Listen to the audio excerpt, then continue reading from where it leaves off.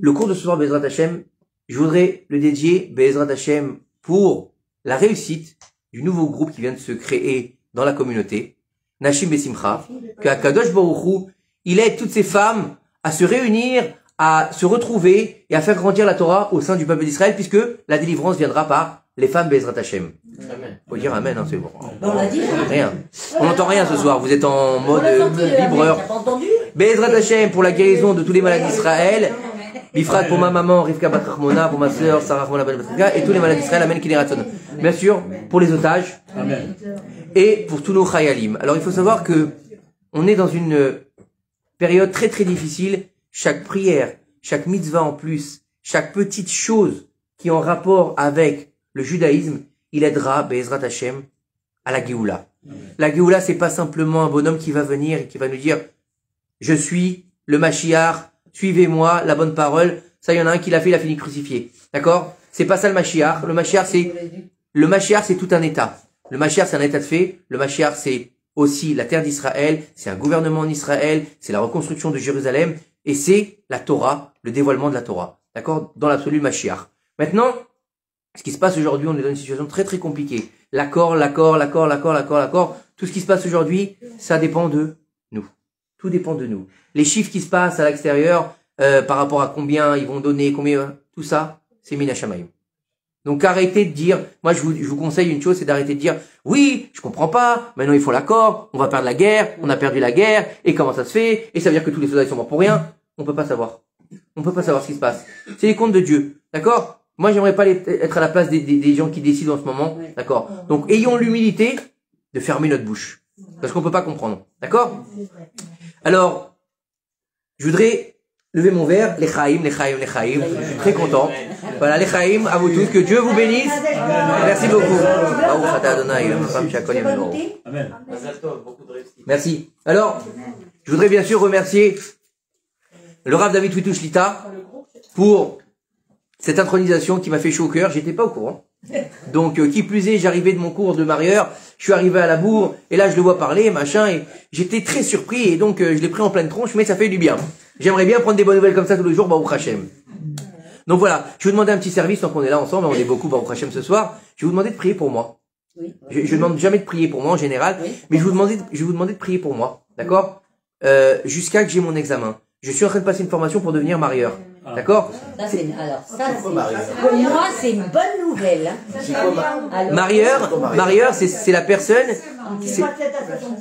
c'est la personne qui s'occupe de faire le mariage sous la choupa. C'est-à-dire, c'est la personne qui prépare le mariage. L'acte religieux, on va dire, entre guillemets. Voilà. La ketouba, la choupa, les témoins, etc. Donc, je suis en train de faire une formation comme ça. moi, je fais des petits coussins. C'est assez difficile, il y a beaucoup de halachot. Donc si vous pouvez prier pour ma réussite, je vous en serai gré. D'accord? Shmuel, Yosef, Ben Rivka et Rachamim, Bezrat Hashem. Je vous l'enverrai par WhatsApp si vous voulez. Alors, hein? Qui c'est qui parle? Non, mais oui, là, j'ai pas une question de doute. Mais si on peut se faire aider, tant mieux. Tu entends? Prends comme mari. Et ben voilà, t'as compris. Mais ça va te coûter cher, hein. Surtout que j'ai déjà été mariée. En plus, toi, ça va te coûter le double. Ça va me coûter rien du tout. Toi, ça te coûte J'ai le double. l'habitude. Non, juste pour toi, Monette, ça te coûte le double. J'ai pris l'habitude. Allez, on commence, Bezrat Hashem. Oui. Alors, vous savez que j'ai pas l'habitude de préparer mon cours. Et je sais, en général, jamais de quoi je vais parler. Dans la plupart des cas, en général, je prends un truc à l'arrache avant de venir, ou bien j'ai quelque chose qui se passe dans la journée et qui fait que.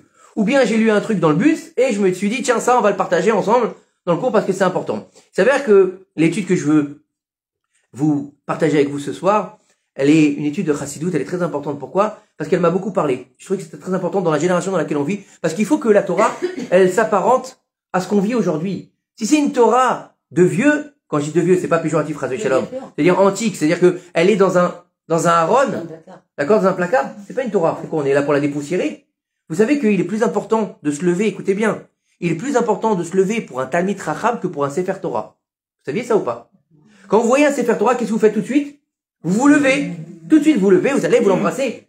Mais un Talmid Chacham, on parle d'un vrai, hein. Un vrai étudiant Torah, écoutez bien ce que disent nos sages, c'est un Sefer Torah vivant.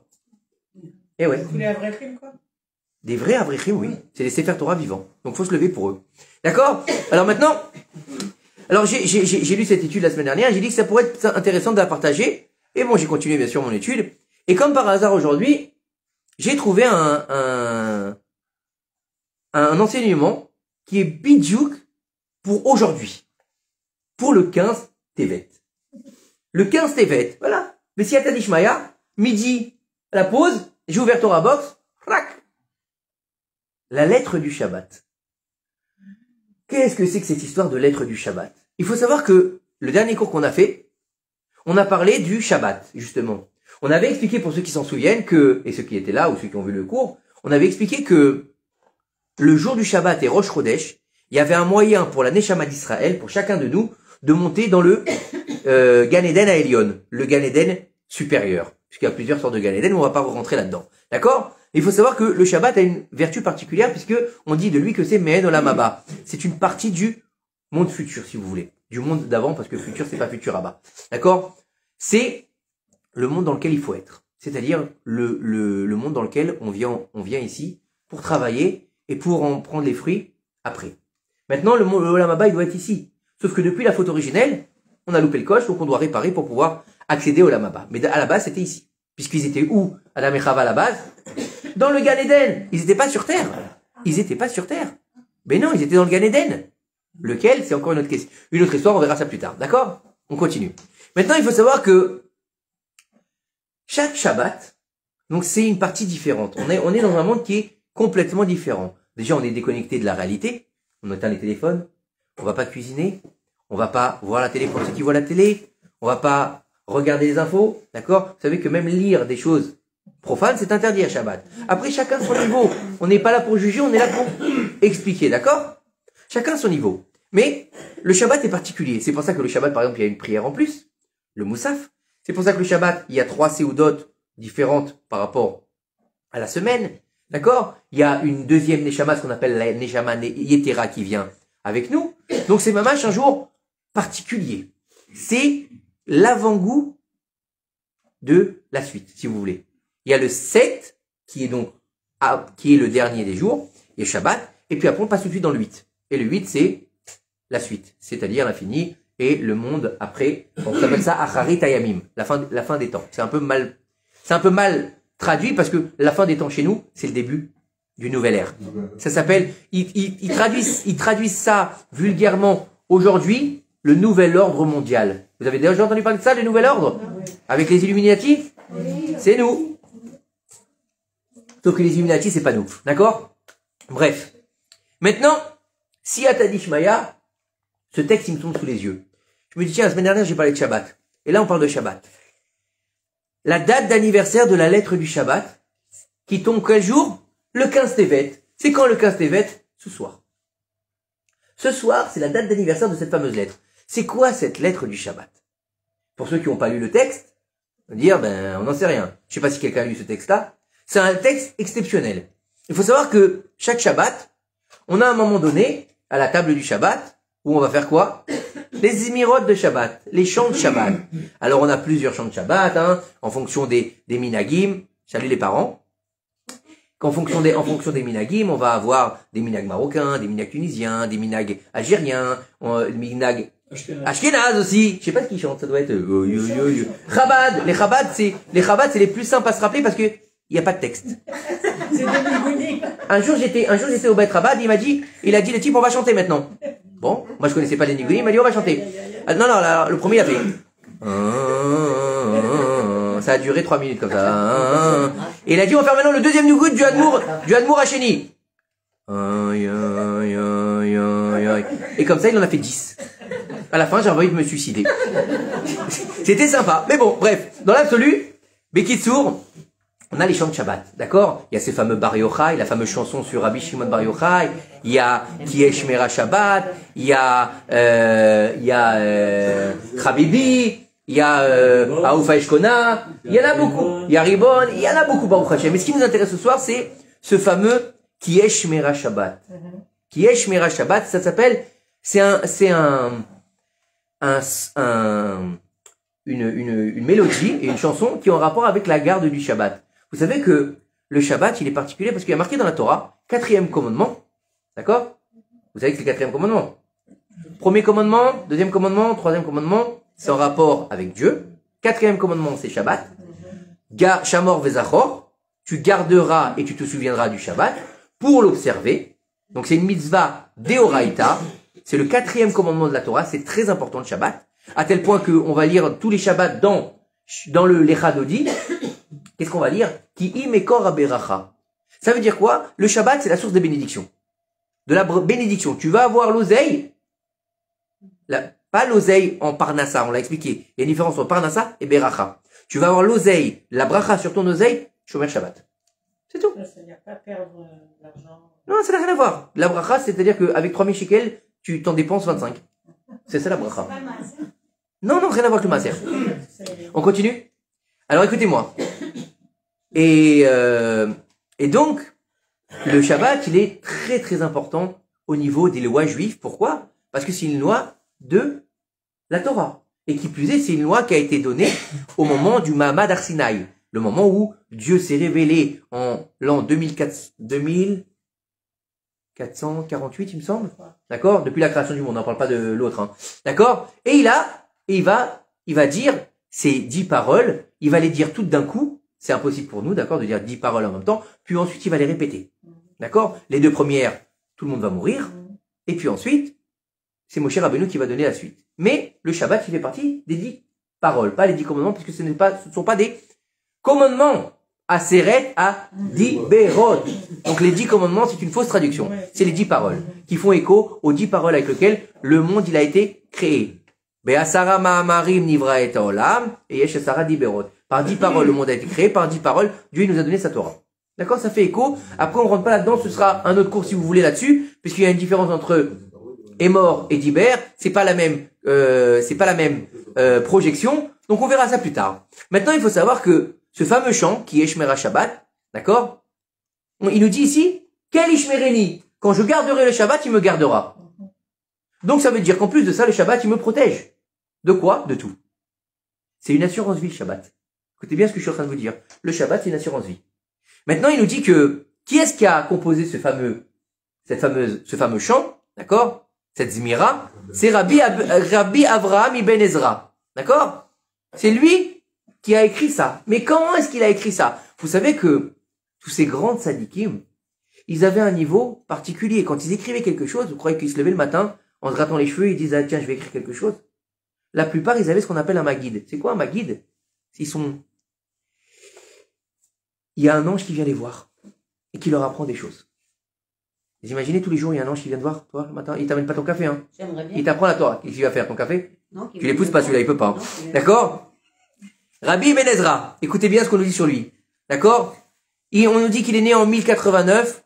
D'accord? À Tudel. D'accord? C'était l'âge d'or de la culture juive de l'Espagne. Et il a été vivre à Tolède. D'accord? Et là-bas, à Tolède. C'est ce que j'ai dit. Tu m'as dit moi à chaque fois. De bois, hein. Et donc, Rabbi Avraham ibn Ezra, qu'est-ce qu'il a fait? Il est devenu, comme beaucoup de ses contemporains, traducteur. Vous savez qu'à l'époque, il y avait beaucoup de traductions donc de l'hébreu, en grec, en arabe, d'accord? Et aussi en espagnol. D'accord? En espagnol. Et donc, c'était des gens qui traduisaient. Et on sait très bien que les juifs, partout où ils ont contribué. Pourquoi? Parce qu'ils ont un niveau d'adaptation spectaculaire, les juifs.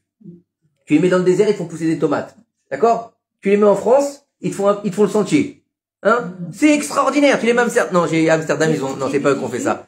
Hein? Le sentier du tissu. Le sentier du tissu. Ils y sont plus, moi. Ouais, mais ils y étaient. À l'époque, c'est eux qui l'ont construit. D'accord? Maintenant, il faut comprendre que les juifs, ils ont apporté énormément de choses au niveau cultuel, bien sûr, mais aussi au niveau culturel. C'est-à-dire qu'il y a énormément d'auteurs de poésie juive. Il y avait aussi des philosophes juifs, des médecins juifs. C'est pas simplement le juif, il est là et il va apporter que sa Torah. Il faut savoir que si vous prenez par exemple le Rambam, Rabbi Moshe ben Maimon, le Maïmonide, il était philosophe, il était médecin, il était guérisseur, il faisait des antidotes avec des plantes. C'était des gens qui avaient une science pas possible. D'accord? Dans la Gemara, des rabbins, donc je vous parle d'il y a plus de 2000 ans, hein, ils ont été capables de noter le nombre d'étoiles qu'il y a dans le ciel. qu'ils ont découvert presque, il y a quelques années, avec le télescope de la NASA. Comment ils savaient ça? Ils savent tout. Pourquoi? Parce que tout est écrit dans la Torah. C'est un livre où tout est écrit dans la Torah. D'accord? Parce que c'est pas simplement un livre, c'est une parole divine. Donc quand on arrive à comprendre la parole divine, on est aussi divin. Donc on rentre dans les secrets de la création. D'accord? Alors, puis il est arrivé jusqu'à Cordoue. D'accord? Et il avait un problème, ce Rav-là. Il était très pauvre. Il était très pauvre et galérait dans la Parnassa, à tel point que lui-même se moquait de sa situation. Il disait que tout ce qu'il avait fait, tout ce qu'il avait voulu entreprendre, ça a échoué. À tel point qu'il a dit un jour, si je deviens vendeur de linceul mortuaire, les gens arrêteront de mourir. Vous imaginez? Il a dit, moi, tout ce que je fais, ça marche pas. Donc même mourir, les gens, ils arrêteront. Il avait de l'humour, c'est bien. Baruch Hashem. Il arrive en Afrique du Nord, accompagné de Rabbi Yehuda Halevi. Rabbi Yehuda Halevi, auteur d'un livre aussi très important dans le judaïsme, qui s'appelle le Kuzari. Alors le Kuzari, c'est quoi? C'est pas le cousin Harry, hein, d'accord? Le Kuzari, c'est un livre. Alors on dit que donc il a été écrit par Rabbi Yehuda Halevi, et il est écrit comme une pièce de théâtre. En fait, c'est un échange entre le roi des Khuzars et un rabbin. C'est un livre théologique qui va demander ce roi-là, il va demander à un imam de lui expliquer le Coran pour voir si c'est la vérité, il va demander à un évêque de lui expliquer le christianisme pour voir si c'est la vérité, il va demander à un philosophe de lui expliquer le monde pour voir si la philosophie est vraie, et puis à la fin, il va demander à un rabbin. Et tout le livre, il tourne autour de ça. Sur l'importance des ta'amim, sur la genèse, sur toutes les choses qu'il y a dans la Torah, avec des points particuliers.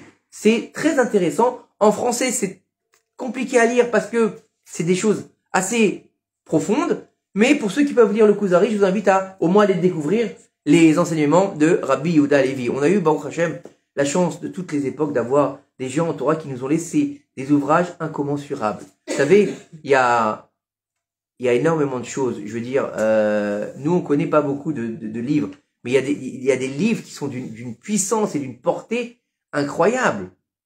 Par exemple, vous avez Messilat Yesharim sur le travail des vertus, c'est incroyable. Chovot Alevavot, les devoirs du cœur, c'est des livres qui sont incroyables. Le travail des vertus, le Mirta Meléo de Rav Dessler plus récemment, c'est des livres qui changent le monde. Je vous dis franchement, qui changent le monde. Pourquoi ça change le monde? Parce que chacun de nous, il a un monde en soi. Donc ça ne change pas, donc tu changes le monde. On a un microcosme. Vous saviez ça ou pas? Et allez, on continue. Alors, ils sont arrivés à Marrakech. D'accord? Ils se sont liés d'amitié avec qui? Avec le médecin du roi, qui s'appelait Rabbi Shmuel Ibn Jama, président du tribunal rabbinique, d'accord? Puis il est arrivé en Italie et là-bas, il s'est installé. D'accord? Et puis ensuite, il est arrivé où? À votre avis? Chez nous, en France, chez nous, voilà, il est arrivé en France. D'accord? Et là-bas, comment il se fait appeler? Il se fait appeler Abraham l'Espagnol, le Sfaradi. D'accord? Là-bas, il a les grands honneurs, on l'accueille. Il va aller se lier avec qui? Rabbeinu Tam, petit-fils de Rashi, d'accord? Ils vont avoir beaucoup d'échanges entre eux, d'accord? Même dans Tosfot, d'ailleurs Tosfot qui est écrit par les petits-enfants de Rashi, ils vont le citer à plusieurs reprises. Il va rédiger un commentaire monumental sur la Torah Sora, d'accord? Sur les 5 livres de la Torah. Les 5 Megillot, une partie des prophètes, d'accord? Comme Ishaïa, sur les Téhilim, donc imaginez. Sur les 5 livres de la Torah, un commentaire. Sur les Téhilim, un commentaire. Ça veut dire que c'est colossal ce qu'il a fait, d'accord? Et en fait, lui, il va aller chercher pour décrypter le texte. Pas simplement faire une petite étude sur le texte, c'est vraiment, il va décrypter, il va nous laisser des textes. Ok? Il va faire aussi de la poésie. C'était un poète. Il va écrire donc Yeshmera Shabbat, il va aussi faire Agadecha, d'accord? Les Chakeli, d'accord? Les Chakeli, c'est Yom Kippour. Donc imaginez, il a touché à tout, c'est pas simplement un petit rabbin, c'est une sommité, c'est la prière de Yom Kippour, d'accord? Et il a fait Toukat Bekirbi, qui parle les miracles de la sortie d'Égypte, d'accord, avec les désastres du 9 Av, etc. Bekitsour, c'était un Rav qui était accompli. Et, bien sûr, il continue tous ses livres, et il y a même un cratère sur la Lune qui porte son nom. Le cratère Ibn Ezra. Donc imaginez jusqu'où ça a été. C'est énorme. Et il y en a qui disent qu'il a fini sa vie où? En Eretz Israël. D'accord? Il a fini sa vie en Eretz Israël. Et c'est là, en Eretz Israël, d'accord, 1 an après son arrivée, qu'aura lieu cette fameuse épisode de la lettre du Shabbat. La lettre du Shabbat, c'est quoi? Alors il faut savoir que, comme je vous ai expliqué tout à l'heure, les grands tzadikim, ils sont visités par des malachim. Une nuit de Shabbat, lorsqu'il dort, il va arriver en rêve à un ange. Un ange qui a été envoyé par qui? Par la reine Shabbat. Donc c'est l'ange du Shabbat quelque part, qui va lui transmettre une lettre. Dans cette lettre, elle est écrite en poésie, elle est écrite avec des rimes. Alors est-ce qu'il y avait des alexandrins ou pas? J'en sais rien, d'accord? Et là-bas, dans cette lettre, elle va lui décrire la beauté du Shabbat. Elle va dire que le Shabbat, c'est la couronne de l'homme, que le Shabbat, c'est le 4e des commandements, c'est l'alliance entre Dieu et son peuple. Vous savez que c'est l'alliance entre Dieu et son peuple ou pas le Shabbat? C'est une des raisons pour laquelle on met pas les téphilines le Shabbat. Pourquoi? Qui hot i leolam. Elle est un signe de l'alliance. Hot, c'est un signe. Il faut savoir que le juif, il a toujours dans l'obligation d'avoir sur lui 2 signes. S'il n'a pas 2 signes, eh ben, il est embêté. Les 2 signes de la semaine, c'est téphilin et brit mila. Et donc, le fait qu'on rentre dans le Shabbat, donc on a maintenant un nouveau signe qui vient vers nous, donc il se lie à nous le Shabbat, donc on n'a plus besoin des téphilin. Parce que la brit mila, tu peux pas l'enlever de Shabbat. Hein? Ça, c'est pas possible. Ceux qui ont essayé, non, je vais pas rentrer là-dedans. Alors, vous avez compris? Donc, on a un deuxième signe. Maintenant, il lui dit que c'est grâce à moi que Hachem, il a conclu toute la création. C'est vrai. Qu'est-ce qu'on dit le vendredi soir? Et qu'est-ce que c'est? Comment il finit le Bereshit, la création du monde? Veshameru, Bene Israël, Beta Shabbat. Vous avez jamais posé la question? Vous avez jamais posé cette question? On est dans le Sefer de Bereshit. On vient de finir la création du monde. On a fini 6 jours de création. On dit Veshameru, Bene Israël. Ils sont où les Bene Israël? Non. Les Bene Israël n'existent même pas. Veshameru Bene Israël est à Shabbat. Donc, il écrit où ce verset? Dans Bereshit. Fin de création du monde. Parce que le monde, il a été créé pour qui? Pour Israël. Pour Israël. La Neshama collective d'Israël, elle a été créée avant la création du monde. Vous comprenez? Donc, on sait déjà la suite. Il n'y a rien de nouveau sous le soleil. Tout a été créé depuis la création. Vous savez que Ben Hashmashot, entre l'entrée de Shabbat, juste à l'entrée de Shabbat, d'accord, et la sortie des étoiles, là-bas a été créé le puits de Myriam, l'ânesse de Bilham, vous savez, c'est le qui a parlé, d'accord, on dit que l'écriture aussi a été créée là-bas, le bâton de Moshe, etc.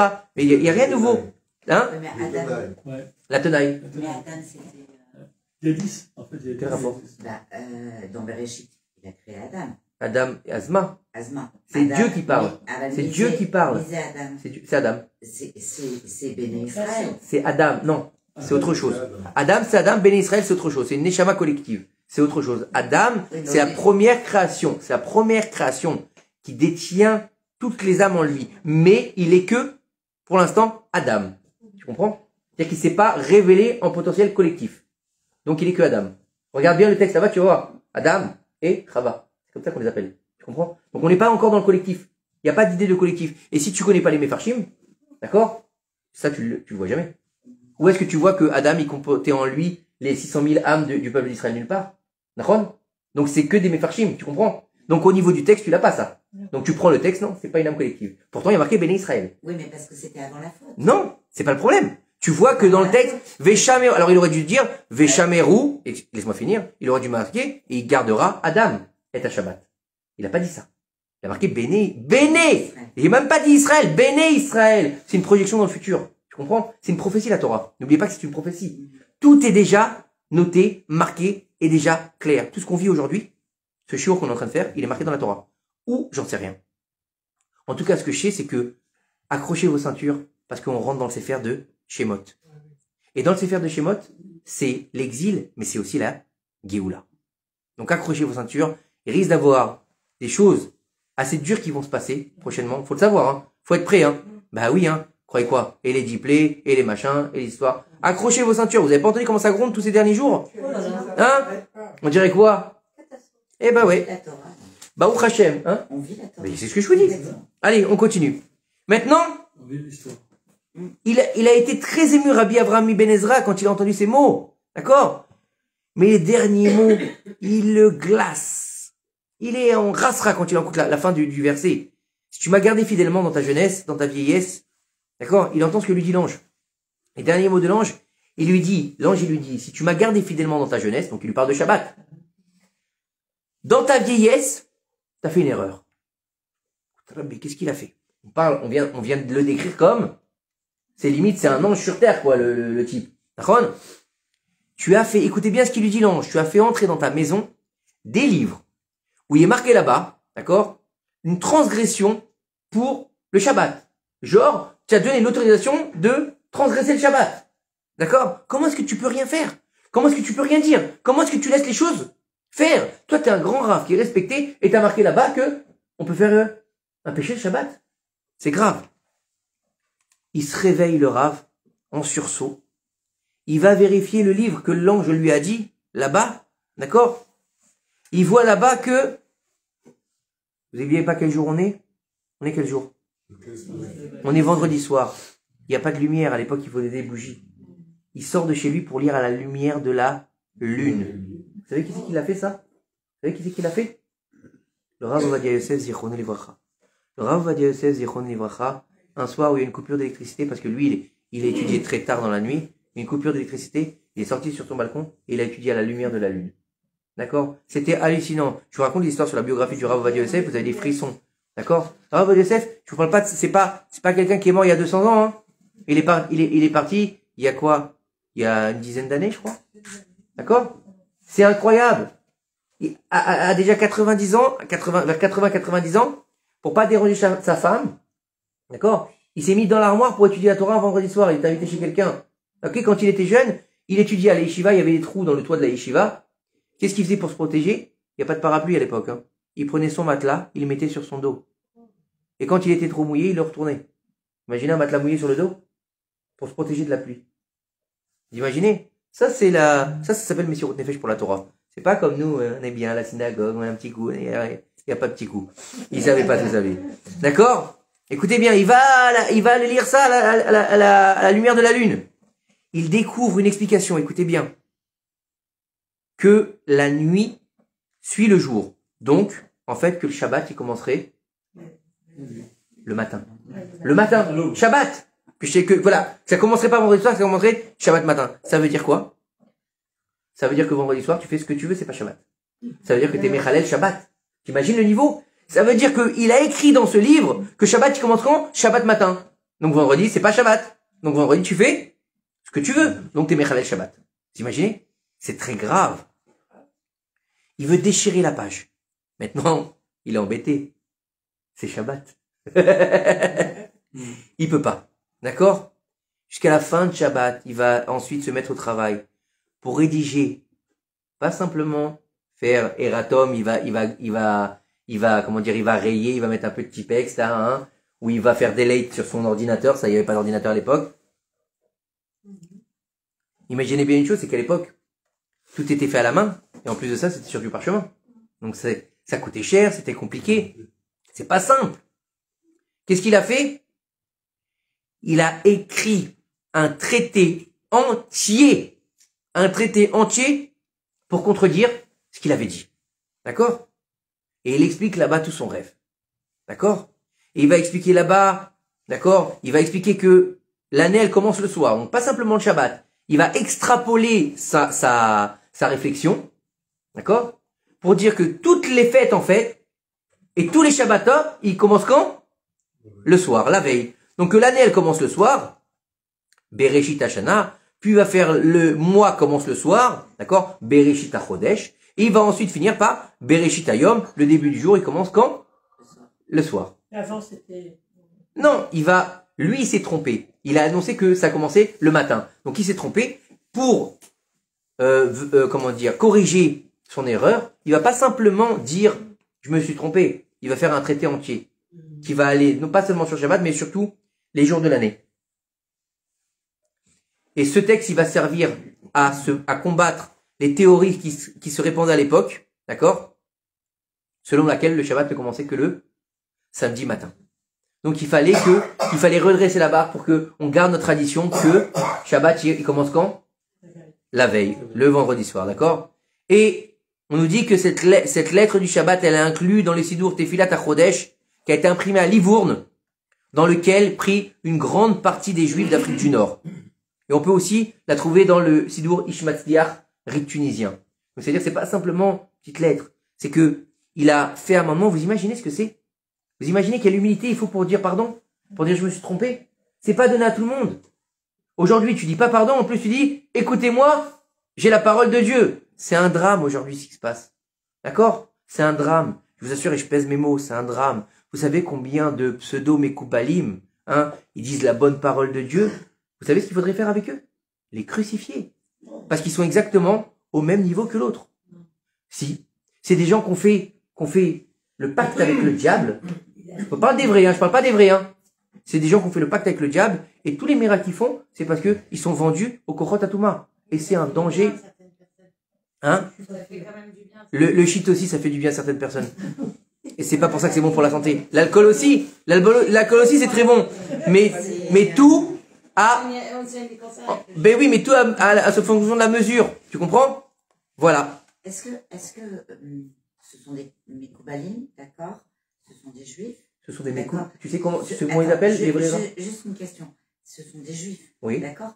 On nous dit qu'il faut juger favorablement n'importe Mechaté, non, pas un Mechaté Arabim.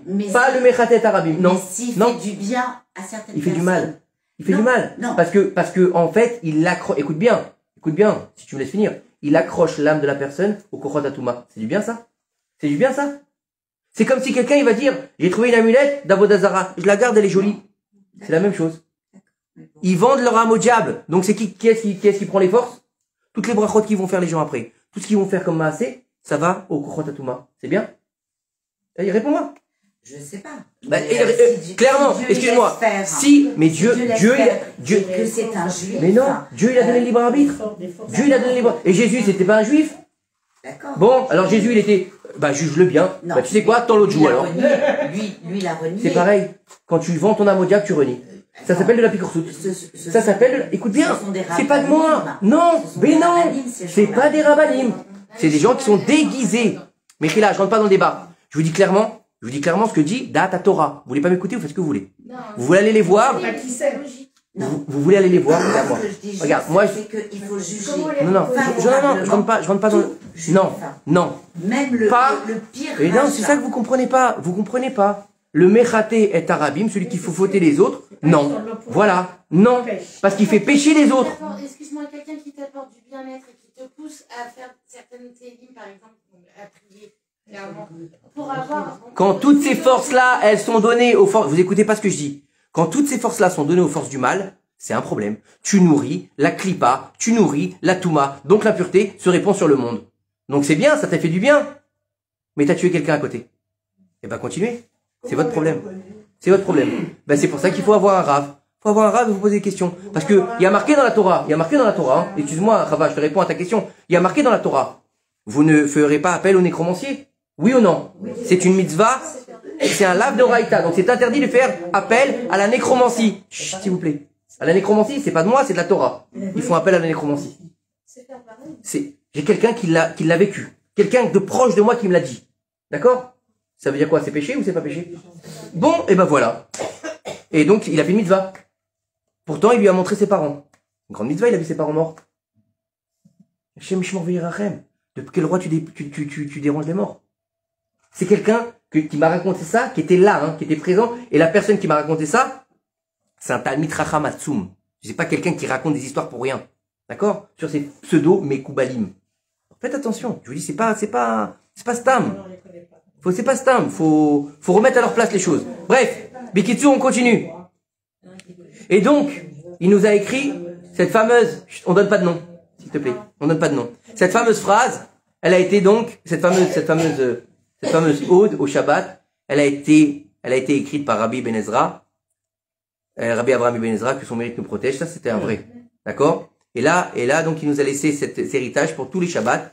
Et donc on le chante, qui est Shmera Shabbat, Kel Ishmereni. Donc voilà, Baruch Hashem, il nous a laissé un beau poème pour le Shabbat, qu'il faut chanter avec joie, qu'il faut élever la table de Shabbat avec nos chants, nos divrei Torah. Parce que la table de Shabbat, c'est un misbéach. C'est l'autel du Shabbat. C'est pas l'autel, non, c'est pas l'autel, hein. C'est un autel avec un A, A-U. D'accord? L'autel du Shabbat, c'est ce qui fait monter les corbanotes. Ça veut dire que tout ce qu'on va manger, ça va monter vers Akadosh Baruch Hu comme une offrande. Vous imaginez? On dit que celui qui se comporte bien à la table, celui qui mange correctement, celui qui mange avec la bracha, celui qui fait la bracha avant, celui qui fait la bracha après, qui se comporte bien à table, qui est pas assis n'importe comment, qui fait pas, qui va pas se mettre à faire des bruits un peu incommodants à table. D'accord? Ok? Et qui sait tenir sa table correctement, c'est comme s'il a fait une offrande à Akadosh Baruch Hu. Tab nikra misbeach. Comme ça ils disent nos sages. C'est très important. C'est pour ça que dans le Shulchan Aruch, on dit comment faut qu'on mange. Comment faut manger. C'est mamage très important. Un juif, il doit pas manger n'importe comment. C'est hyper important. Vous vous rendez pas compte. C'est pas simplement de l'éducation. C'est une halakha. Allez, on continue. Maintenant, donc on a vu cette fameuse lettre du Shabbat, on a vu cette fameuse importance du Shabbat, et on a vu que, comme quoi on peut gagner des srouillottes avec Shabbat, on peut même rentrer dans le Gan Eden à Elion. C'est bien. Mais, il faut savoir que le Balatania, il va nous dire quelque chose de magnifique. On a dit que, justement, le Gan Eden à Elion, il se trouvait où? Il se trouvait dans le monde de la Bria. D'accord? Et que c'est là-bas où sont des grandes neshamot qui ont travaillé à Kadosh Baruch Hu avec amour et avec crainte, au maximum de leur potentiel. D'accord? Et le Gan Eden à Tarton, lui, il est dans l'Olam HaYetzira. D'accord? C'est plus bas, donc. Ok? Elion, c'est en haut, Tarton, c'est en bas, pour ceux qui ne comprennent pas l'hébreu. Donc si la Bria, c'est Elion, donc il est plus haut, le Olam HaBria, que l'Olam HaYetzira. D'accord? Et il nous dit là-bas, c'est ceux qui vont servir à Kadosh Baruch Hu. Comment? Avec l'amour et avec la crainte, mais naturel. Comme on l'avait vu la semaine dernière, d'accord? La semaine dernière? C'était ça. Et il nous dit ici que, le Balatania, il nous explique que il y a des neshamot, d'accord? Qui ont le mérite de monter dans le Olam à Hatzilut. Le Olam à Hatzilut, c'est le monde de l'immanent. D'accord? C'est le plus haut monde, c'est vraiment là-bas où il y a vraiment le top niveau. Ok? Et il nous dit que il est encore plus haut que ce qu'on peut comprendre de l'esprit. Et là-bas, on peut même pas espérer comprendre avec notre cervelle, d'accord, ce que l'esprit peut comprendre. C'est-à-dire qu'on est au-delà de toute compréhension humaine, de toute création humaine. C'est-à-dire que dans ce que le monde il a été créé, nous on est tous créés limités. Le Olam HaTzilut, il n'y a pas de limite là-bas. On lui dit c'est là-bas où de là-bas tout s'étend. Donc imaginez, il n'y a pas de limite. Le Olam HaTzilut, d'accord? Il nous dit que là-bas, on peut avoir la capacité de comprendre tout ce qui a été créé. Et c'est pas simplement au niveau matériel, mais même au niveau de ce qui est été créé spirituellement. Quand tu arrives à atteindre ce monde-là, tu es capable de comprendre le monde entier, la création du monde, dans les deux phases, matérielle et la phase spirituelle. D'accord? La Neshama, donc tu vas comprendre la Neshama du monde Abria, et en fait, tu vas comprendre que la Neshama, elle est en mesure d'atteindre le monde de la Hatzilut. Ça dépend de son travail. Ça veut dire qu'en fait, tout dépend de nous. Et il nous dit un tout petit peu, d'accord, de l'illumination du monde de la Hatzilut. Il est plus important, d'accord, que tout le monde de la Asya, tout le monde de la Yetzira et tout le monde de la Bria. Le Olam de la Asya, c'est ici. C'est-à-dire que une petite étincelle là-bas, elle vaut 3 mondes. Vous imaginez? Ça veut dire, vous comprenez dans quel niveau on est de grandeur? C'est le top des tops. Ça veut dire, c'est l'hôtel 5 étoiles avec la piscine et le machin, le spa, le type qui vient t'amener tout, tout. Et nous, c'est tel, pas d'étoile, 1 étoile et une étoile et demie. D'accord? Avec le Michelin. D'accord? Ou Airbnb. Voilà, plutôt. Ou la chambre de bonne. Bekitsour. Mais faut comprendre que ce Olam HaAtzilut, c'est pas comme ça qu'on peut l'atteindre. C'est très compliqué. Et nous dit ici, une chose qui est importante. Et c'est une chose qu'il faut comprendre dans notre génération. C'est pas la quantité qui est importante. C'est la qualité. La qualité dans tout, ça veut dire que c'est pas important combien t'as fait, c'est comment tu l'as fait. D'accord? Le yichud, c'est quoi? C'est la teneur de ta mitzvah, par exemple. T'as mis tes tefilines, d'accord, mais comment t'as mis tes tefilines? T'as préparé ton Shabbat, mais comment t'as préparé ton Shabbat? C'est vrai qu'à la fin, c'est la même chose. L'autre, il a mis ses tefilines, l'autre, il a mis ses tefilines. Mais le premier, il a mis ses tefilines en grognant, et le deuxième, il les a mis en chantant. Le résultat, dans le ciel, n'est pas le même. Celle-là, elle a fait le Shabbat en maudissant son mari, celle-là a fait le Shabbat en bénissant ses enfants. C'est pas le même goût dans le couscous. Parce que un, il a le goût de la ramma, et l'autre, il a le goût de la vie. Non, vous êtes d'accord avec moi ou pas? C'est pas la même chose. Donc c'est pareil. Pourtant, c'est le même couscous. Non, même celle-là qui a fait avec la ramma, elle en a fait plus. Il faut mettre du cœur. Ah bah là, elle a mis pas du cœur. Elle a mis rien. On va pas dire ce qu'elle a mis. Et pourtant, elle a fait plus gros couscous que l'autre. Oui ou non? Alors écoutez bien. Ce qui veut dire que le srar, il est différent. Bien sûr. Ah, mais bien sûr. Ah, bah, c'est clair, net et précis. D'accord? Donc, au niveau de ce Olam HaAtzilut, d'accord? Il faut pas beaucoup, il a pas besoin de beaucoup. Il a besoin d'un tout petit peu. Et un tout petit peu de ça, il nous permet de s'élever dans des mondes qu'on n'aura même pas imaginés. D'accord? Et il y a des hommes. Maintenant, quel rapport avec nous? Nous, on va dire, ces mondes-là, on n'y comprend de toute façon rien. On sait parce qu'on a entendu qu'on est dans le Olam HaAsiya, d'accord? L'action, pas la chanteuse, hein. C'est qu'il y a une chanteuse, je crois, qui s'appelle comme ça. D'accord? Je sais pas ce qu'elle chante. Bref. Mais c'est important de comprendre qu'on est dans le monde de l'action. Le Olam HaAsiya. C'est le plus bas des mondes. Genre, hein? On est, en bas. Pourtant, c'est l'endroit où on a le plus de réalisations à faire. Pourquoi? Parce qu'il y a que là qu'on peut travailler. Bah oui. Bah, vous avez déjà vu un mort qui travaille? Bah non. Travailler, ça veut pas forcément dire aller au travail. D'accord? Et même là, c'est une mitzvah. Vous savez que c'est une mitzvah? Vous savez pourquoi c'est une mitzvah de travailler? Vous savez ou pas? Vous savez que c'est une mitzvah de la Torah de travailler? Sheshet yamim ta'aseh melacha. Vous savez ce que ça veut dire ta'aseh? Tu feras. Donc c'est une mitzvah. Il y en a qui font les shemichut pour être. C'est leur mitzvah. Torato manuto. C'est un travail aussi, tu dis. Tu dis, écoutez bien ce que j'avais appris il y a quelque temps. Quand tu vas au travail le matin pour nourrir ta famille, pour mettre tes enfants dans une école juive, d'accord? Écoute bien. Tu peux faire les shemichut. Tu peux faire les shemichut. Tu fais une mitzvah. C'est un truc de fou. Imagine, toi, t'es dans le bus, tu attends le tel, tu fais les shemichut. C'est une mitzvah. L'oisiveté, elle amène au péché. Alors écoutez bien. On en est où J'ai le temps encore, maître Capello? Ça va alors. Il y a des hommes. Alors quand on dit des hommes, c'est des hommes, on va dire, c'est global, hein. Vous offusquez pas quand je dis des hommes. Il y a des hommes que la racine de leur âme, d'accord, elle vient du monde de la Hatzilut. Vous savez qu'on a plusieurs niveaux d'âme. Il y en a même qui disent qu'il y a des âmes qui viennent de l'Oralenu, des endroits les plus obscurs, le côté obscur de la force. Mais il y a des grandes neshamot, d'accord, et qui sont tombées dans des endroits très durs aussi, et qui ont besoin de sortir. La neshama David Amelech, elle était coincée dans la plus bas niveau des clipotes, d'accord. Avraham Avinu aussi, il était bloqué dans les clipotes. Et j'en passe et des meilleurs. Le Mashiach, vous savez d'où il vient le Mashiach? Non, d'où il vient, il est déjà là. Mais d'où il vient? Vous savez, une fois j'ai fait un cours sur ça, j'ai fait un cours sur ça, et j'ai expliqué la neshama de Mashiach d'où elle vient. Tu sais quoi? À la fin du cours, même moi j'avais envie de pleurer. D'accord? Il passe par la nida, il passe par l'inceste, il passe par le viol, il passe par la prostitution, il passe par tout, il est passé par tous les niveaux, le bâtard, tout. Il traverse toutes les portes pour pouvoir comprendre tous les juifs. D'accord? Ben oui. Il a besoin de... Et puis elle est tellement grande, sa neshama, qu'il faut aller la chercher très très loin.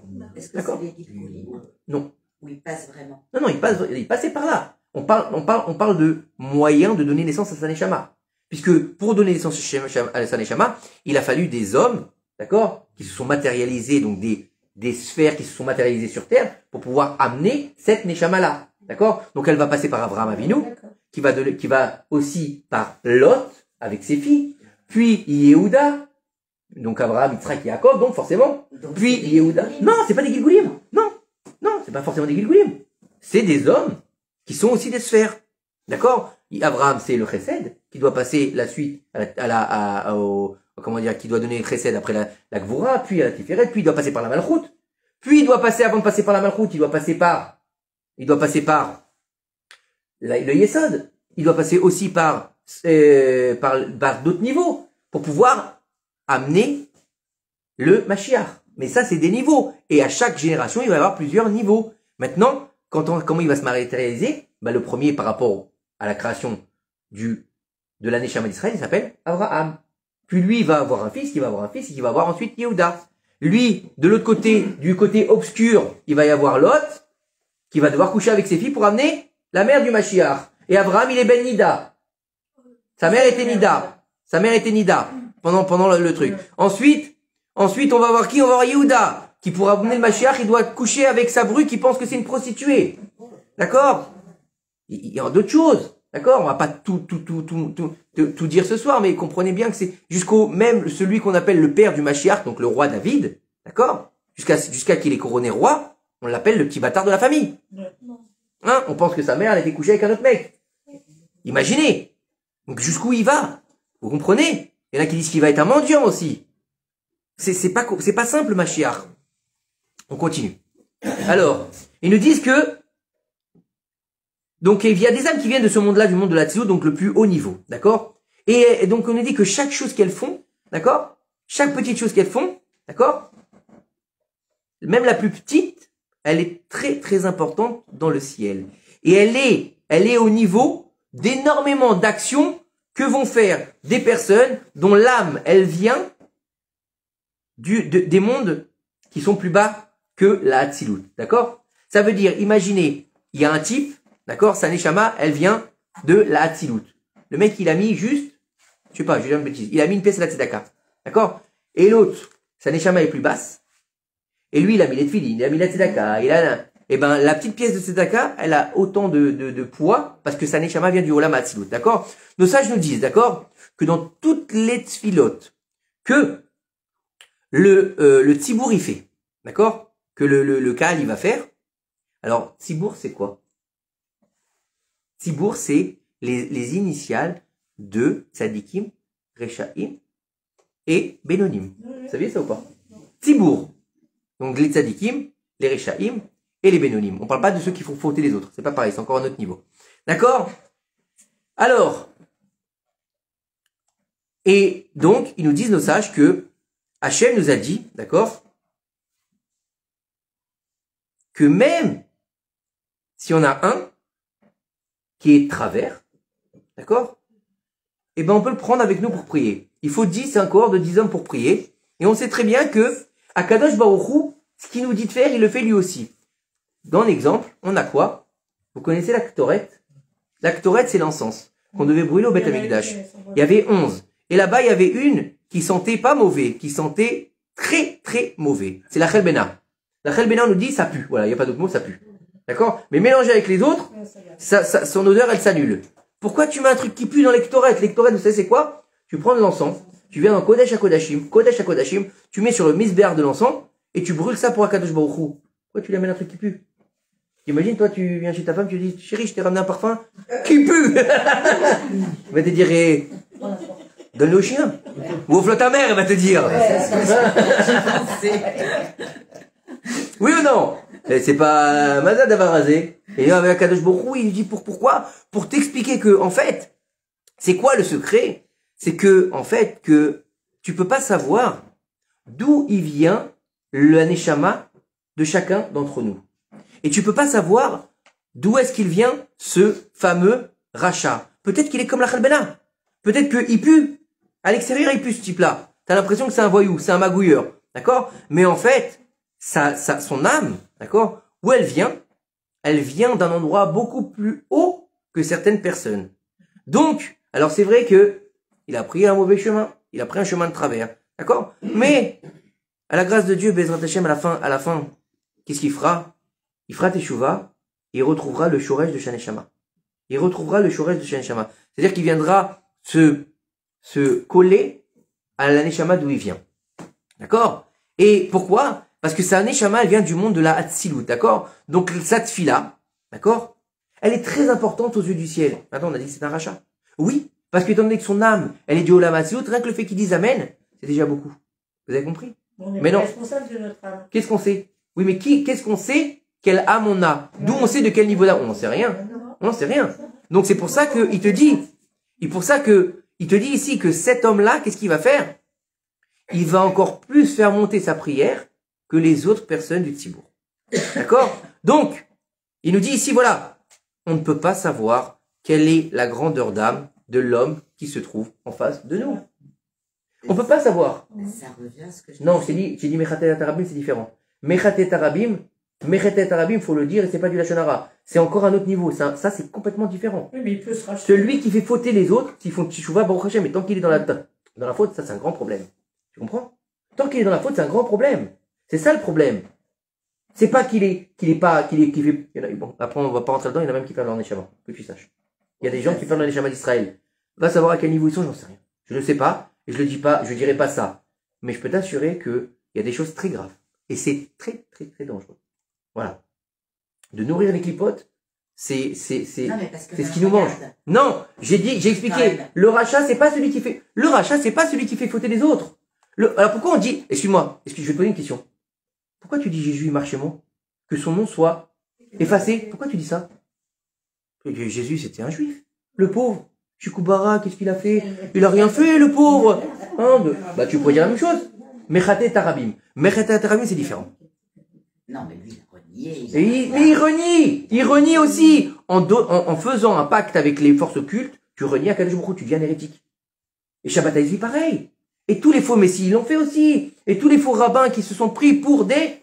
Ils renient. D'accord? C'est très grave. Faut savoir que c'est très grave. Il y en a beaucoup.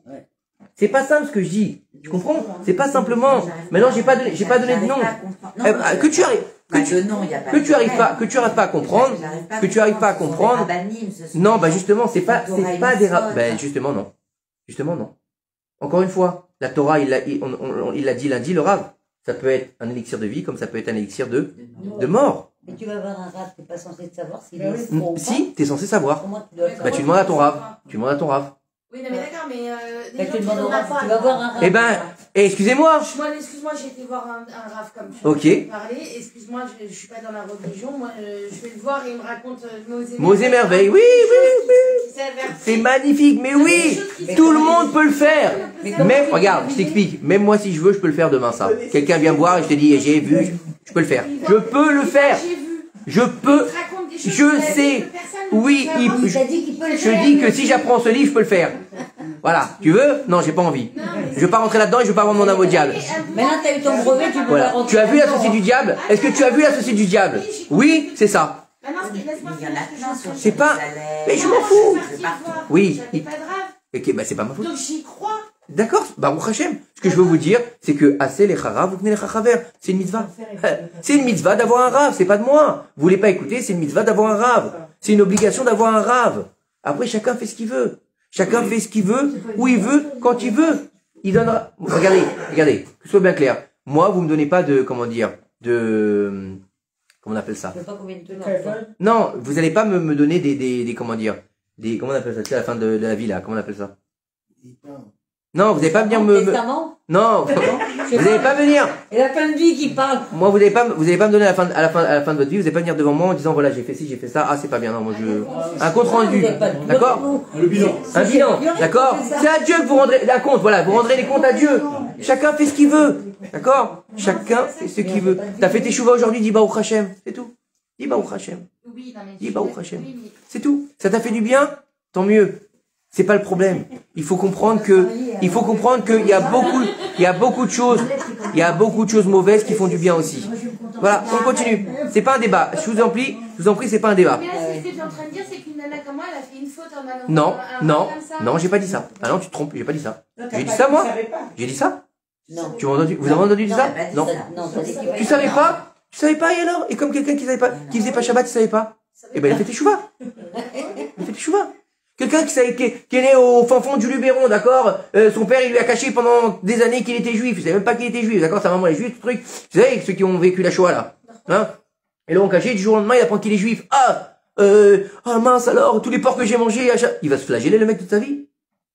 Non, il savait pas. C'est tout. Oh, c'est ça la Torah. On savait pas. On savait pas, on fait teshuva. Arrêtez de vous flageller pour rien. Tu savais pas, tu savais pas. C'est pas là-dedans que je veux aller. Écoutez-moi bien.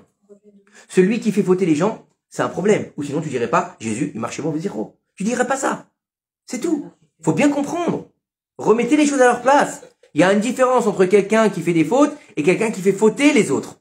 C'est deux choses différentes. C'est deux niveaux différents. Ça, il fera teshuva, ça c'est très grave. Que Dieu, il l'aide à faire teshuva. Parce que des fois, les portes de la teshuva pour ces personnes-là, elle est fermée. Elle est fermée, que tu saches. C'est ça qu'il y a des personnes qui ont fermé la teshuva ou pas? Oui ou pas? Il a dit Rabbi Nachman. Voilà. Donc c'est pas de moi. C'est pas de moi. Comprenez que ce que je dis, ça vient pas de moi. D'accord? Moi, je vous raconte pas des choses que j'ai rêvé cette nuit. Pas reçu de lettre. Non, j'ai pas reçu de lettre non plus. À part de la Harmona. Et voilà. Allez, on continue. On en est où? Donc, au niveau de l'œil, on peut pas savoir qui est en face de nous. Ça se trouve, en face de nous, on a un type, c'est un mec tout simple. Rien. On sait pas. Il est tranquille. Mais ça se trouve, quand je dis tranquille, c'est-à-dire que le mec, bon, il est, voilà. Shabbat, cache-route, machin. Light, limite, tu vois. Même light. Mais ça se trouve, t'as en face de toi une Neshama qui vient du monde de la Tzilut. Et donc, il te dit, ne pas dénigrer les gens qui sont en face de toi. Voilà. Mais ça peut être un Ne dénigre pas celui qui est en face de toi. Puis il a une grande âme. Ne dénigre pas une personne. On parle pas de quelqu'un qui veut faire du mal aux autres. D'accord? Ça, c'est encore autre chose. Encore une fois, je vais vous l'expliquer.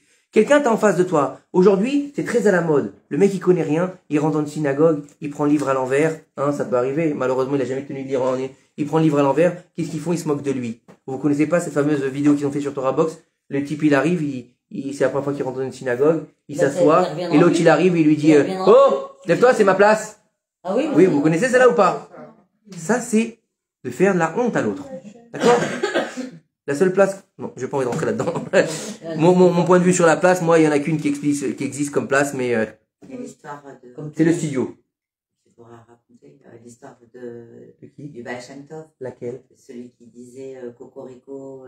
Ah, je la connais pas, celle-là. Et qui savait pas lire, Ah oui, en fait. oui. Ah, Et celui... en fait, il court après lui. Parce Non, qu'il lui avait il dit donné pas des Cocorico. post-it. Il lit tout À la bête. le sidour. Non, il lit tout le sidour toute la journée. Il fait toutes les tfilotes. Mais il sait pas lire. Et, si. Non, il sait pas lire. Il y en a une autre comme ça, avec les post-it. Voilà. Et Celui avec les post-it, post-it, après, il non. court après lui. Celui avec les post-it, il sait lire. Il sait lire, sauf qu'il sait pas faire la tfila. Donc, comme il connaît pas le seder de la tfila, tous les jours, ça lui dure 6 heures la tfila. C'est-à-dire que du matin au soir, il fait toute la tfila. C'est-à-dire que toute la journée, il lit tout ce qu'il y a dans le sidour.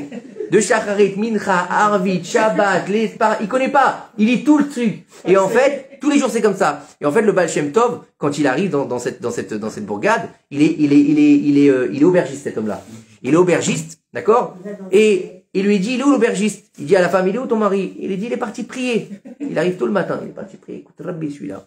C'est bien. Alors, le Baal Shem Tov, il fait sa tfila dans son coin, il est content, il fait ce qu'il peut, tu vois. Et après 1 heure, il est où ton mari? Il est en train de prier. 2 heures, il est où ton mari? Il est en train de prier. 3 heures. Maintenant, midi, il arrive dans une auberge. C'est le feu. D'accord? À l'époque, vous savez, les auberges, c'était vraiment les endroits où tout le monde venait. Et elle est là, elle sert, machin, tac, tac, tac, tac, tac. Et le Baal Shem Tov, il est assis, il voit comment dire, l'effervescence. À un moment donné, il arrête, il lui dit, il est où ton mari? Il prie. Il dit, celui-là, ça doit être un tzadi, écoute, Rabbi, ça doit être, c'est pour ça que je suis là. Vous savez, le Baal Shem Tov, à Kadosh, il savait pas où il allait. Il avait un truc, il disait, on doit aller quelque part. Le cocher, le texte, il nous dit, le cocher, il s'endormait.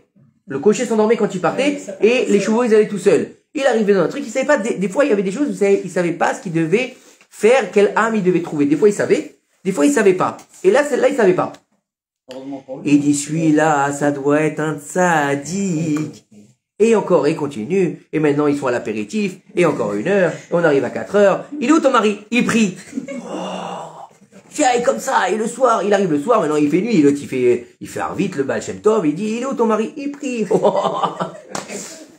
Il prie, ouah. Non, il fait pas Arvit, justement, le Baal Shem Tov, il attend. Il dit, celui-là, je vais prier avec lui, peut-être qu'il a un minyan, ou peut-être le fait de prier avec lui, ça va m'élever, tu sais, c'est pour ça que je suis là.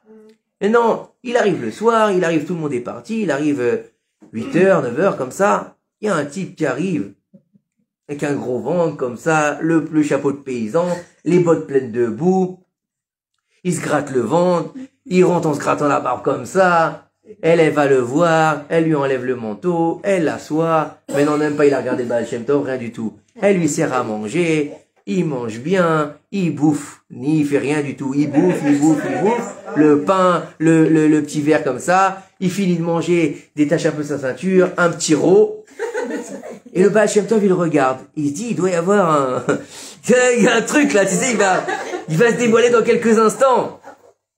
Alors il va le voir et il lui dit, Shalom Alecha, Rabbi, il lui dit, est-ce que tu veux faire Arvit avec moi? Il lui dit, j'ai déjà fait. Il dit, la tombée de la nuit, elle vient d'arriver. Comment t'as déjà fait Arvit? Si, j'ai déjà fait Arvit, j'ai déjà fait. J'ai pas besoin. Il dit, c'est pas possible. On vient de passer la tombée de la nuit, donc t'auras pas eu le temps puisque t'es arrivé, t'as mangé et il est tombé la nuit. Donc quand est-ce que t'as fait Arvit? Il dit, j'ai fait aujourd'hui Arvit. Il lui dit, comment t'as fait? Il lui dit, regarde, tu vois le livre là, voilà, j'ai fait tout ça. Il dit, comment ça t'as fait tout ça? Et il lui dit, bah j'ai fait tout ça. Il lui dit, mais où t'étais toute la journée? Il dit, bah toute la journée, je pars le matin, et tous les jours, je fais tout le livre. Waouh! Le Baal Shem Tov, il dit, je pense que j'ai compris pourquoi je suis là. Je suis là pour pouvoir expliquer à cet homme comment il faut prier. Ça va, je fais pas d'erreur. Hein? Et il va doucement, s'asseoir avec lui, il va lui expliquer, regarde, alors ça c'est Shacharit, ça c'est Mincha, ça c'est Arvit, ça c'est la prière de Rosh Chodesh, parce qu'il faisait tout, hein. Il faisait tous les jours Rosh Chodesh, tous les jours Shabbat, tous les jours. Vous imaginez, tout le Sidour, c'est gros un Sidour, il faisait tout. Imagine le type, du matin au soir, il fait la prière. Peut-être qu'il avait son petit sandwich l'après-midi. Hein? Je sais pas, attends, c'est long, hein, Sidour connaître par cœur. Sûrement. Il lui dit, alors le Baal Shem Tov, il lui dit, mais, attends, mais avant ça, parce que le Baal Shem Tov, il se dit, bon, il doit y avoir un truc, tu vois, il lui dit, mais, tu fais les mitzvahs, tu fais les machins, tu fais quelque chose, t'as déjà étudié la Torah. Ah, je fais rien, moi. Laisse-moi tranquille. Je me lève le matin, je vais prier, je reviens, c'est tout. J'aide ma femme et je suis machin, je vais au champ, je donne à manger au canasson, c'est tout. Je suis pas un Talmid Chacham, moi, laisse-moi tranquille. Je sais même pas, voilà, je sais juste lire le livre. Il lit le livre. D'accord? Comme, vous avez, Forrest Gump, pareil. Il a fait la même chose que Forrest. D'accord? Donc il courait aussi. Et il lui dit, attends, je vais t'expliquer comment on fait la prière. Donc il lui met des petits post-it partout, des machins. Et il dit, je vais rester ici. Il renvoie le cocher. Il dit, je vais rester ici au moins une semaine pour t'apprendre comment on fait la tefila. Alors il dit, voilà, regarde. Maintenant, il est telle heure. C'est l'heure du Kriyat Shema. Donc Kriyat Shema, c'est là du matin. Ah, très bien. Donc on fait Kriyat Shema. Il fait le Kriyat Shema. Alors maintenant, c'est la Amida. On fait la Amida. Ok. Ah, attention, celle-là, tu la fais pas, c'est la Mincha. Mincha, c'est à partir de 1h de l'après-midi. Ah, très bien. Ok. Et ça, c'est Arvit. Arvit, c'est quand? C'est à la tombée de la nuit. Très bien. Birkat Hamazon, c'est après avoir mangé du pain. C'est pas, n'importe quand. D'accord? Parce qu'il faisait aussi Birkat Hamazon, imagine. Il faisait Shalom Aleichem, Birkat Hamazon. Shalom Aleichem, c'est le Shabbat. Hallel, c'est un Rosh Chodesh. Ouais, il lui explique tout le livre. Il reste une semaine et comme ça, il lui répète, il lui met des post-it avec des petites notes comme ça, ici, comme ça, ici, comme ça. Bekitsour, le type, il lui dit, t'as compris? Il dit, j'ai compris. Le Baal Shem Tov, il dit, ah, Baruch Hashem. Il a dit, j'ai fait une mitzvah, Baruch Hashem, j'ai appris un juif à prier correctement. Maintenant, il lui a collé les post-it, vous savez, les petits machins, il lui met le livre sur le bar, machin et tout. Et le Baal Shem Tov, il le bénit, il lui dit merci m'avoir accueilli chez toi, je suis rien, voilà, si t'as besoin de quoi que ce soit, je suis là, Bessimcha. Alors il lui dit, d'accord, Bezrat Hashem Rabbi. Rabbi, pour eux c'était Rabbi, tu vois, et quand il y a un grand Rabbi, c'est Rabbi. Donc le Baal Shem Tov, il fait appel à un cocher avec une calèche pour rentrer chez lui. Il vient à Michibouge, il faut bien qu'il rentre à la maison. Donc il va pour aller chez lui. Le cocher, il fouette les chevaux. Il a pas commencé à avancer quelques mètres qu'il entend derrière lui, Rabbi, revenez. J'ai oublié. Non, les post-it. Attends. Ah, Il lui dit, qu'est-ce qui se passe? Il lui dit, vous êtes sortis de l'auberge, il y a eu un coup de vent avec un courant d'air, tous les post-it, ils se sont envolés. Faut tout recommencer. Et là, le Baal Shem Tov Akadosh, il lui dit, on va pas recommencer. Il lui dit, continue de prier comment tu priais. Parce que du ciel, c'est comme ça qu'on veut que tu pries. Parce que ta prière est agréée. C'est comme l'histoire du Maran avec les chalotes. Les chalotes qui mettaient à la synagogue. C'est exactement la même chose. Des fois, on peut pas comprendre. C'est une très belle histoire, je trouve. Donc, toutes les histoires du Baal Shem Tov Akadosh, elles sont très très belles. Hein? Sa belle femme travaillait toute seule. Hein. À qui? À lui. Bah oui. Derrière. Comme beaucoup. Ouvrier, il allait manger, il allait se coucher. Hein? Ça y est? Il faut que je finisse. Il faut que je finisse. Attends, vous avez encore quelques minutes? Ça va? Alors, il est pas rapporté, écoutez bien. Il est rapporté dans le Zohar Akadosh. D'accord? Il nous dit Rabbi Kriya ve Rabbi Yossi. Un jour, ils étaient invités dans une maison. D'accord? Au milieu de la nuit, ils se sont levés. D'accord? Pour étudier la Torah. Et là-bas, d'accord? La fille de la personne, d'accord? Du Baal Habayit, d'accord? Elle a allumé une lumière devant eux pour qu'ils aient de la lumière pour pouvoir étudier la Torah. Et elle s'est assise sur le côté pour les entendre étudier la Torah. D'accord? Et ils ont commencé à étudier la Torah, d'accord? Et tout d'un coup, la fille du Baal Habayit, elle a commencé à pleurer. Elle a commencé à pleurer. Bon. Et quand son père il a entendu qu'elle pleurait, il est venu la voir, il est venu s'asseoir à côté d'elle, et ils ont pleuré ensemble. On ne sait pas pourquoi. Hein. D'accord? Les Chachamim, donc Rabbi Chia et Rabbi Yossi, il dit, pourquoi vous pleurez? Qu'est-ce qui se passe? Il a dit, on pleure parce qu'un jour, il lui dit, le père lui dit, un jour, on a vu un jeune homme qui a sauté du toit, écoutez bien cette histoire. Le jeune homme, il a sauté du toit pour entendre le Kaddish dans la synagogue. Vous imaginez? Le mec, il saute pour répondre au Kaddish. D'accord? J'étais sûr que cet homme-là, d'accord? Il avait une crainte du ciel extraordinaire et que c'était un Talmid Chacham pour sauter du toit pour venir écouter un Kaddish. Dieu bénisse, faut le faire, hein. D'accord? Je me suis dépêché d'aller le voir. Attends, écoute bien, je me suis dépêché d'aller le voir et je lui ai demandé de devenir mon gendre. Épouse ma fille. D'accord? Et il lui dit, ah, qu'est-ce qui m'en a pris de faire ça? D'accord? Il s'est avéré que celui-là, d'accord? C'est un ignorant total. Un Amaharetz. Celui qu'on a pris, d'accord? Il ne sait même pas faire le Birkat Amazon. D'accord? Il sait même pas faire la prière. Il sait même pas prier. Il sait même pas remercier Akadosh Baruch Hu. D'accord? Et pendant qu'il parle, donc pendant qu'il déverse son chagrin devant les Ramim, qui c'est qui rentre? Son gendre. Et il s'assoit à côté d'eux. Rabbi aussi, quand il voit ce jeune homme qui est en face de lui, il lui dit, je vois avec certitude qu'il y a une grande lumière de Torah qui sort de cette personne-là. D'accord? Et à ce moment-là, quand il a entendu ça, le Baruch Hu, il a souri et il lui a dit, est-ce que je vous ai donné la permission de dire quelque chose? Ils lui ont dit, vas-y. Ils lui ont donné la permission et il a commencé à faire un Dvar Torah. Le jeune homme, qui était censé être un ignorant, il a commencé, il leur a dit comme ça. Écoutez bien ce qu'il leur a dit d'abord. Il lui a dit, jusqu'à maintenant, je n'ai jamais dit de Dvar Torah. Il a dit pas parce que je suis un ignorant, parce qu'en fait, le jour de mon mariage, j'étais jeune, d'accord? Et j'ai pris sur moi de ne pas faire de Divrei Torah pendant 2 mois, jusqu'à que je prenne un peu de maturité. Et aujourd'hui, ça fait 2 mois que je suis marié. Donc aujourd'hui, viennent prendre fin les 2 mois de vœux que j'ai fait en fait quelque part, d'accord? Et maintenant, je peux dire des Divrei Torah. Il a commencé à parler, il a commencé à dire des Divrei Torah tellement profonds, d'accord, que les oreilles des Chachamim, elles ont compris la grandeur d'âme de cet homme qui a parlé toute la nuit. Imaginez, toute la nuit, il aura fait un Dvar Torah. Et ils ont compris que c'était un Talmid Chacham énorme. Et donc, en fait, il faut comprendre que, parce qu'on a compris aujourd'hui, c'est que arrêtons de nous juger. Arrêtons de voir le mal chez les autres. Arrêtons de dire, celui-là est comme ça, celui-là est ici, celle-là est comme ça, celle-là est ça, celle-là aime ce rap, celui-là aime ce rap. On s'en fout. On s'en fout.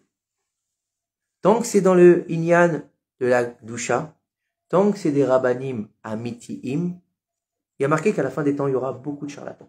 C'est marqué. Il y aura une guerre entre les Rabbanim. D'accord? Il y aura une guerre et il y aura, comme ça c'est marqué, qu'à la fin des temps, il y aura une guerre entre les Rabbanim. Il y aura aussi beaucoup de charlatans, beaucoup de gens qui se feront passer pour des Rabbanim. Oui, et ça s'appelle Purim. Ils sont juste déguisés.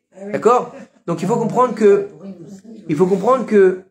aujourd'hui, on rentre pas dans ce niveau-là des rabbins qui est pas rabbin. Limite, on va mettre ça de côté. Déjà entre nous.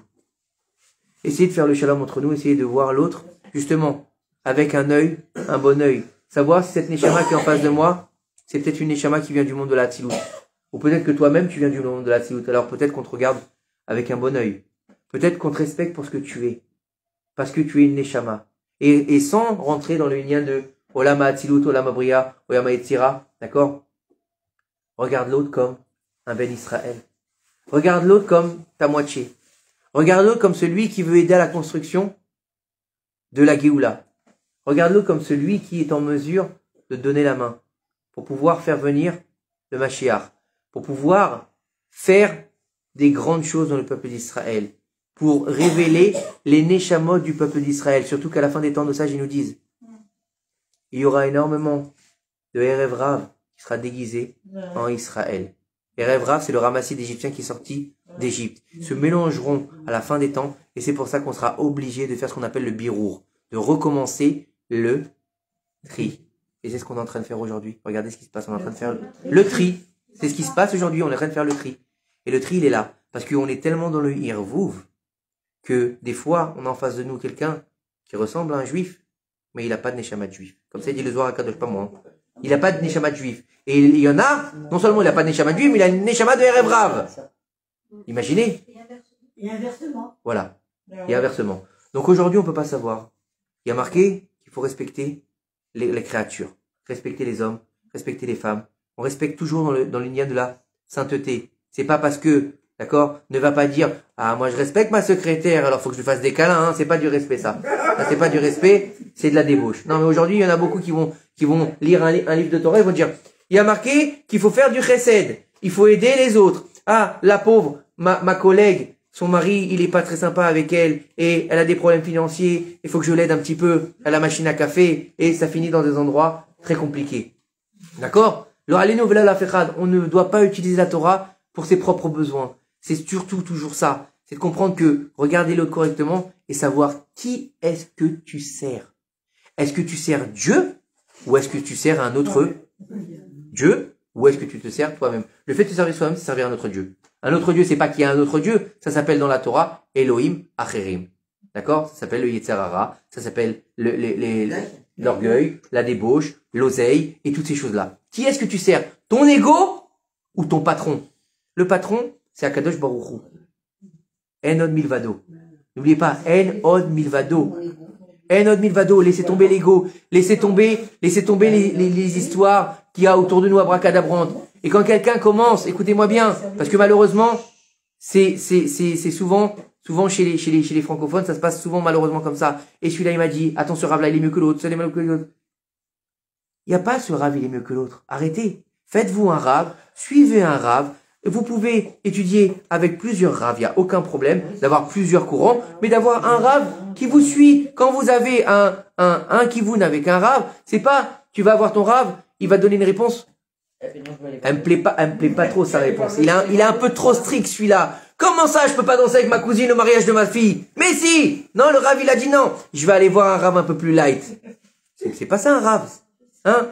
Combien de temps il faut attendre entre le lait et la viande? 6 heures. Vous êtes pas un petit peu ashkénaze, 5 heures, hein? Non?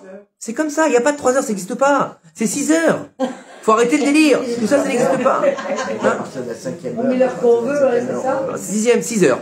Faut arrêter, je veux dire, faut arrêter de négocier, il n'y a pas de négociation avec un rabbin. Ou c'est ton rave ou c'est pas ton rave, faut pas négocier.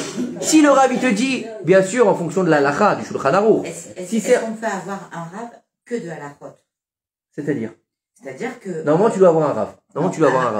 Si on a un rave vivant de halachot et un rave qui n'est non, plus là... ça n'a rien à voir. C'est pas... Non, ça n'a rien à voir. Tu Parce peux que moi, mon suivre. rave, tu sais qui c'est. Non, c'est pas une Et- question. et Tu après, t'attaches au tzaddik. un besoin. Tu t'attaches au C'est tzaddik, moi. tu rentres dans une mouvance. C'est pas T'es toi. dans un Ah oui, inyan vivant. de sainteté par rapport au tzaddik, mais il faut un rave. Et ben justement, si t'es en kécher avec le rave, avec le tzaddik, il te faut un rave qui suit les enseignements du tzaddik.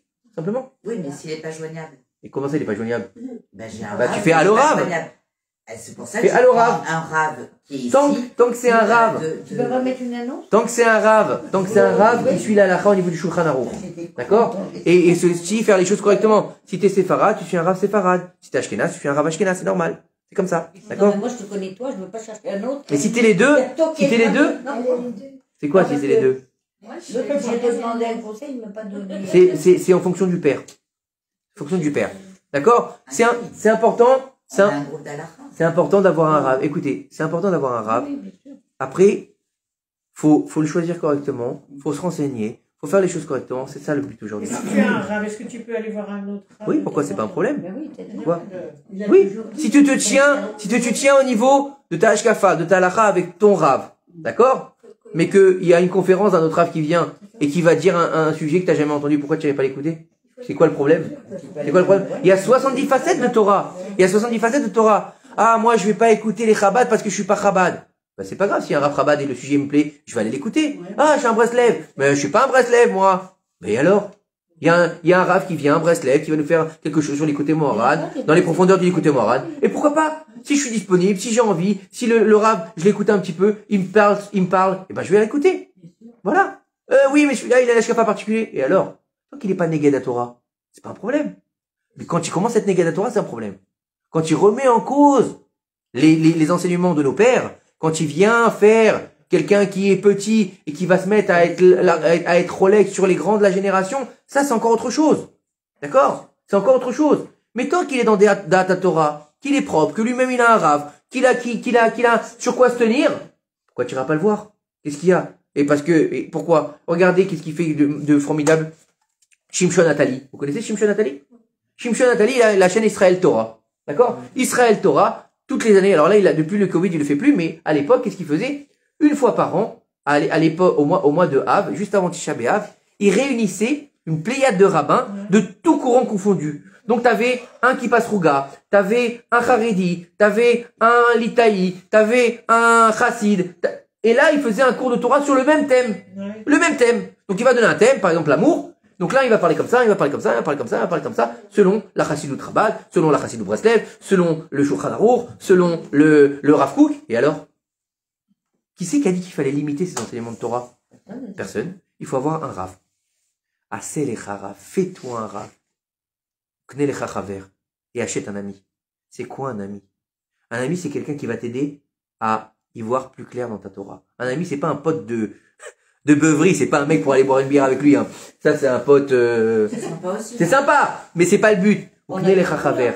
Trouve un ami qui va t'aider à grandir dans ta Torah. C'est lui qui va te pousser en te contrant, en te posant des questions, en te faisant grandir. Comme ils disent nos sages. J'ai appris beaucoup de mes maîtres. D'accord? J'ai appris beaucoup de mes maîtres. Encore plus de ma chavruta, donc de mon compagnon d'études. Mais ceux qui m'ont donné le plus qui m'ont enseigné le plus, ce sont mes élèves. Comme ça, ils disent nos sages. Donc, Ah oui, c'est d'après les questions qui répondent. Hein. merci Eli, que Dieu te bénisse.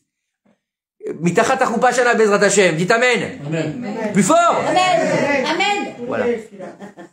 C'est ton fils. Bezrat Hashem. Donc, vous comprenez? C'est très important. Dans la génération de fous dans laquelle je finis sur ça, dans la génération de fous dans laquelle on est, où le noir c'est le blanc c'est le noir, je parle pas de la couleur des personnes, hein, d'accord? Où le haut c'est le bas c'est le haut, faut faire attention à ce qu'on fait et où on met les pieds. À tel point que nos sages, on va finir là-dessus, que nos sages ils nous disent que ceux qui ont la tête en haut, ici bas, d'accord? Ceux qui ont la tête haute comme ça, là-haut dans le ciel, ils ont la tête en bas. Donc à bon entendeur, salut! Amen.